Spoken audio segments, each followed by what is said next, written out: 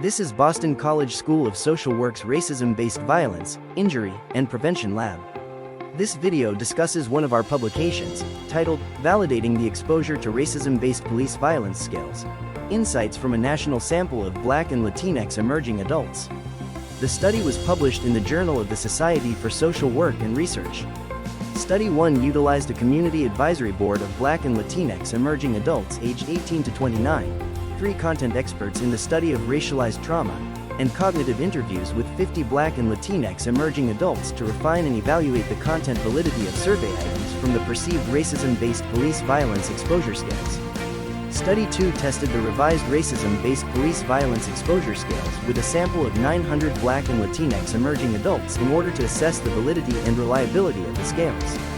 Racism-based police violence represents a salient form of structural racism involving actual or threatened physical, psychological, or verbal harm inflicted by law enforcement officers that is perceived as racially motivated.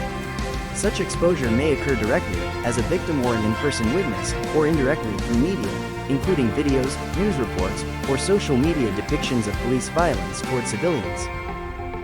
Study 1 revealed that the racism-based police violence exposure measure was culturally relevant and demonstrated content validity.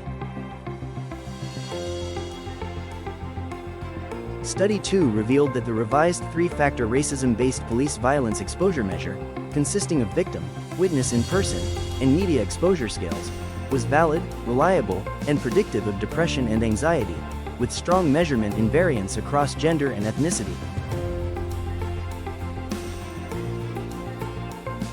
The study highlights the importance of culturally tailored tools for understanding the prevalence and effects of racism-based police violence exposure on the health and well-being of emerging adult populations.